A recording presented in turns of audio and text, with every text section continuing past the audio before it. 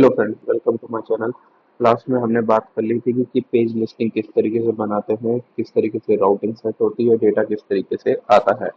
Now अब बात कर लेते हैं कि जब हम इस पेज पे क्लिक करते हैं, सपोज करो चेक मल्टीपल फील्ड्स पे क्लिक किया, तो ये पेज हमारा आया कैसे, ये जो डिजाइन आया ये हमारा आया कैसे। इसके लिए हमने किया क्या है, चलो एक बार पहले बात कर लेते हैं कि यहाँ पे हो क्या रहा है। ठीक है, क्या हुआ कि जब हम हमारे बैक से आते हैं यहाँ से, जब इस पे हम क्लिक करेंगे तो क्या होगा, यूआरएल्स में देखो हमारे पास चेंज आया, ये स्लग आता है। कि ये स्लग कैसे आता है कि हमारे पास जो फील्ड्स होती हैं उसमें जो जब हमारा फॉर्म क्रिएट होता है तो हमारे पास क्या होती है, जेसन फाइल बनती है। जो जेसन फाइल का नेम होता है वो यहाँ पे दिख रहा है एज अ स्लग। इसी के बेस पे हम क्या करते हैं, उस जेसन फाइल को उठाते हैं। हमें कुछ ना कुछ पिक करने के लिए कि हम किस तरीके से फाइल को पिक करेंगे, एक की नीड होती है। तो वो की यहाँ पे क्या है, ये नीड है। ठीक है, चेक मल्टीपल फील्ड्स, अगर हम किसी और में जाएंगे तो वो ये रहेगी। तो इस सेम नेम से कुछ दूसरी नहीं होगी, ये यूनिक होती है। ठीक है, नाउ अब क्लिक करते हैं तो अब देखते हैं कि हमने क्या बोला, एडिट इक्वल टू ट्रू, ये कर दिया हमने। यहाँ पे अगर हम 1 लिख रहे थे और इसको जब चलाते थे तो ये मैच नहीं कर पाता था, इसलिए हमने यहाँ पे क्या किया, इसको ट्रू लिख दिया। ठीक, आप 1 लिख के भी कर सकते हो। यहाँ पे मैच क्यों नहीं कर रहा था वो हम फाइंडिंग कर रहे हैं, लेकिन क्यों, रीजन क्या हो रहा है कि वो नंबर है और नंबर यहाँ पे मैच नहीं कर पा रहा है, वो ट्रू फॉल्स नहीं कर पा रहा था उसको। तो हमने क्या किया, यहाँ पे ट्रू लिख दिया अभी के लिए। ठीक, नाउ अब ये क्या हुआ, ये फील्ड आया, इसको हम क्या करते हैं, यहाँ पे डेटा को डाल देते हैं। की 1, की 2, की 3 और की, अच्छा की 3 तो है ही नहीं यहाँ पे तो की और वैल्यूज है। तो ये थोड़ा कंफ्यूजन रहता है, इसीलिए दोनों को एक साथ करना जरूरी है कि किस तरीके से हम क्या कर सकते हैं कि दोनों को, जो की और उसकी वैल्यू है उसको एक साथ लेके आए, यानी एक बार में ड्रैग एंड ड्रॉप हो। तो वो आगे देखने वाले हैं। अभी सपोज करो यहाँ पे आए, अब क्या करते हैं हम, अंडरस्कोर इसको लिख देते हैं अपडेट। फर्स्ट वाली को हमने की को अपडेट लिख दिया। ठीक, नाउ इसको वापस से सबमिट करते हैं तो लिखा क्या है, सक्सेसफुली अपडेटेड। नाउ क्या करते हैं, अब हम इसी पेज को रिलोड कर लेते हैं वापस से। तो हमने क्या देखा कि हमारी जो की 1 थी वो अपडेट हो गई, बाकी सारी चीजें सेम की सेम है। तो यहाँ पे भी चीज काम कर रही है। अब ये करा हुआ कैसे है, चलते हैं कोड में। यहाँ पे आया, हमारे पास चलते हैं हमारे वापस पेज लिस्ट के अंदर। सबसे पहले यहाँ पे, ठीक, हमने लेआउट बनाया था, लेआउट के अंदर आते हैं। यहाँ हमने क्या किया हुआ है, इसको स्लग लिया हुआ है। देखो क्या किया हुआ है, इसको एज अ स्लग हमने बना रखा है। जीरो, यहाँ पे भी हमने स्लग रखा हुआ है, यानी हम स्लग से ब्रेक कर रहे हैं। तो हमने क्या करेंगे, कभी भी रिएक्ट के अंदर अगर हमें कुछ डायनेमिकली चीज बनानी होती है तो हम क्या करते हैं, जिस भी पेज पे हम जिस बेस पे डेटा को फैच करना चाह रहे हैं उसका नाम हम एज अ डायनेमिक बनाते हैं। इस बड़े ब्रैकेट के अंदर हमें क्या करना है, स्लग के बेस में हमारा वो पूरा पेज बनाना है। तो हमने क्या किया, ब्रैकेट लिया बड़ा वाला और इसके अंदर स्लग लिख दिया। अब ये जो स्लग होगा ना, ये हमें यूआरएल में जो भी डेटा होगा उसको एज अ स्लग नेम से वो फैच करेगा, मतलब गेट करेगा। इसके अंदर अब क्या करते हैं, हम page dot T S x बनाते हैं। एक बार देखते हैं इसको भी। जब हम page dot T S x में आए तो क्या हुआ, उसने हमारे पास पैरम्स ले लिया और slug string as a string है यहाँ पे। ठीक है, अब क्या किया हमने, जब हम page dot T S x बनाते हैं तो हमारे पास क्या होता है, पैरम्स होता है। पैरम्स का हमने ये बना दिया यहाँ पे टाइप स्क्रिप्ट। क्या होता है परम्स, परम्स के अंदर हमें यहाँ पे और भी, अगर सपोज करो यहाँ कुछ और लिया हुआ था तो हमें यहाँ पे सिलेक्ट की जगह कुछ और लेना होता। हो सकता है आईडी भी हो सकती थी, हो सकता है कोई नेम हो सकता था। ठीक है, तो हमने वो लिया। अब इस परम्स के अंदर से हमने इस स्लग को निकाल लिया और इस स्लग को यहाँ पे पास कर दिया। ये स्लग क्या है, जो हम हमारी जेसन फाइल को ब्रेक करके लेके आ रहे हैं उसका नेम वो एज अ स्लग। नाउ अब क्या, चलते हैं एक लिस्ट पेज डिटेल बनाया, यहाँ पे आए। यहाँ पे हम क्या करते हैं, हमने use call back, use effect, use state लिया। ये हमारा फॉर्म जो हमने वहां पे लिया था वापस पिक कर लिया। यानी जहाँ पे हम क्रिएट के लिए फॉर्म बना रहे थे, ये सारा काम फॉर्म जो है वहां पे नहीं बनाया हमने, एक और फाइल बना ली, वहां पे हमने इसको यूज किया है दोबारा, यानी री usable code.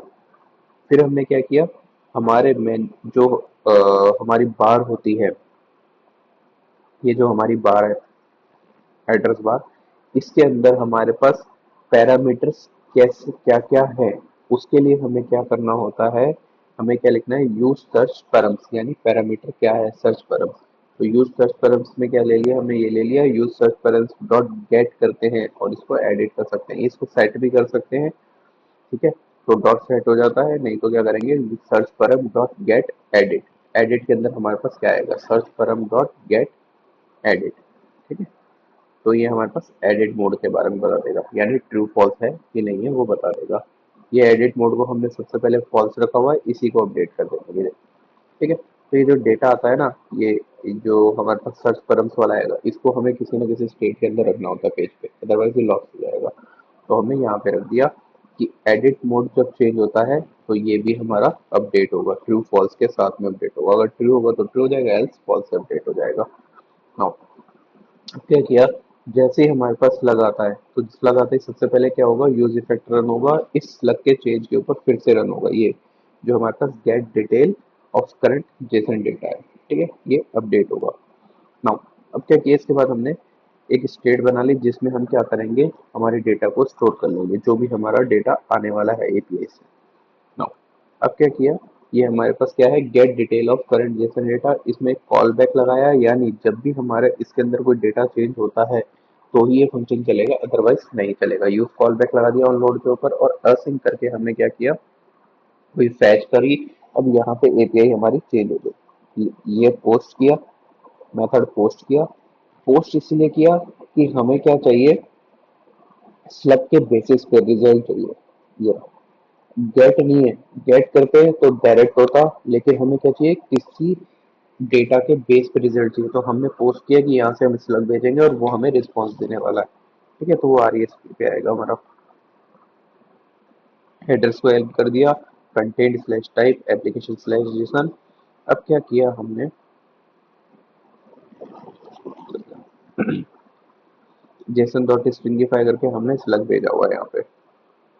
Now data equal to await R E S P, ये वाला जो रिस्पॉन्स था, डॉट जेसन, जेसन की फॉर्म में डेटा लिया और उसको अपडेट कर दिया। ठीक है, तो ये हमारा जो स्टेट बना था उसके अंदर डेटा चला जाएगा। नाउ अब ड्रैगेबल फॉर्म वलीना के अंदर हमने क्या किया, जो हमारा फॉर्म था उसमें एक एट्रीब्यूट डाल दिया हमारे, एडिट मोड, और हमारा जो डेटा है, इन दोनों डेटा को पास कर दिया। अब क्या हुआ, जब ये हमारा क्या होगा, हमारे फॉर्म में आएगा, यानी जो हमने पहले बनाया था उसके अंदर आता है, तो यहाँ पे उसी अकॉर्डिंग फिर बाद में चेंजेस हुए। कैसे चेंज हुए कि हमारे पास क्या ऐड हुआ, एक तो ये एडिट वाले प्रॉक्स ऐड हो गए और ये की आ गई हमारे पास, ये चीजें आ गई। ठीक, ये एडिट मोड के लिए आया है हमारे पास, जो एडिट प्रॉक्स है। इसमें जो एडिट मोड है, ट्रू फॉल्स भी हो सकता है या फिर नल पास किया हुआ हो सकता है, और जो हमारा डेटा है वो कुछ भी हो सकता है।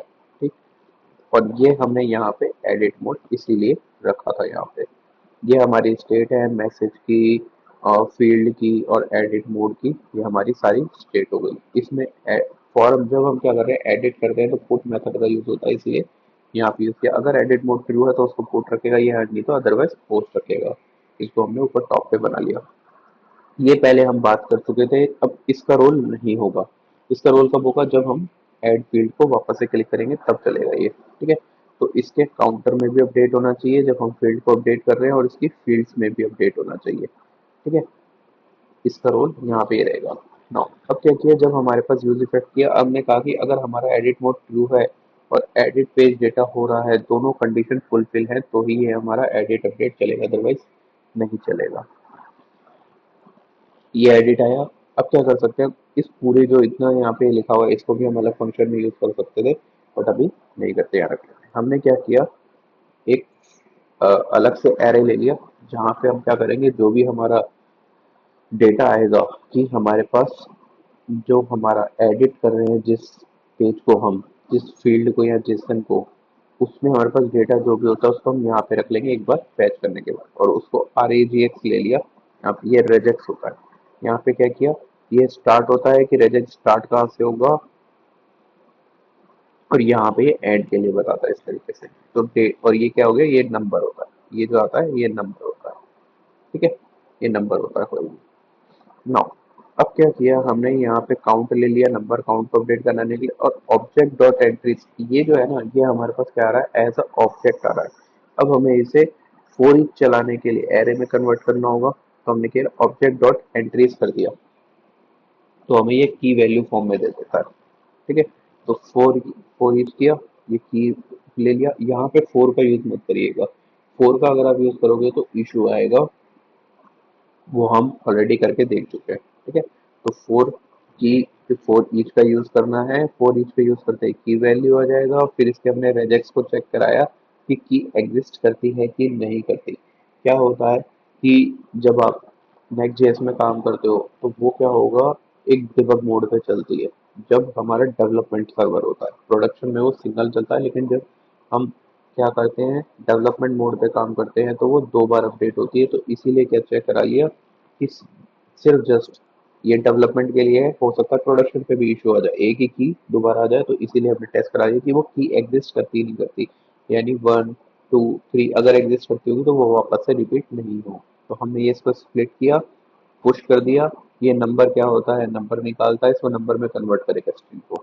ठीक है, ये हमारे पास काउंटर एडिट डॉट पुश किया, यानी इसके अंदर पुश कर दिया कि जितने भी नंबर थे हमारे पास उनको पुश करा लिया, क्योंकि हमें मैक्सिमम नंबर निकालना था यहाँ पे कि लास्ट कौन सा चल रहा था, यानी ये जो एडिट वाला है इसमें कौन से नंबर तक अपडेट हो चुका है। तभी तो हम क्या करते हैं, जब इसको क्लिक करते हैं तो हमारे पास इसके बाद अपडेटेड वाला आता है। ठीक है, और ये हमारे पास वैल्यू आ गई, वैल्यू को भी हमने देख लिया, मैच करा लिया, और जो वैल्यू थी, ये जो न्यू फील्ड डेटा है, इसके अंदर हमने क्या कर लिया, जैस, जैसा हम हमारा ऐड फील्ड के अंदर करते थे उसी तरीके से यहाँ पे बना लिया हमने चीजों को। ठीक है, सेम होनी चाहिए, डिफरेंट कुछ नहीं होना चाहिए, और इसको अपडेट करा दिया। देखो यहाँ मैथ डॉट मैक्स, और 3 बार डॉट लगा के फिर काउंटर एडिट, ये क्या करता है कि जितने भी एरे होते हैं उनको उठा के यहाँ पे रख देता है, और मैथ डॉट मैक्स उनमें से क्या करेगा, जो मैक्सिमम होगा उसको निकाल देगा, +1 करके काउंटर को हमने अपडेट कर दिया। यानी अब आप इस ऐड वाले को भी क्लिक करोगे ना, तो आपकी स्टेट ऑलरेडी अपडेट हो चुकी है। ठीक है, ऐसे ही हमने फील्ड डेटा सेट को किया और ये फील्ड्स को यहाँ पे डाल दिया।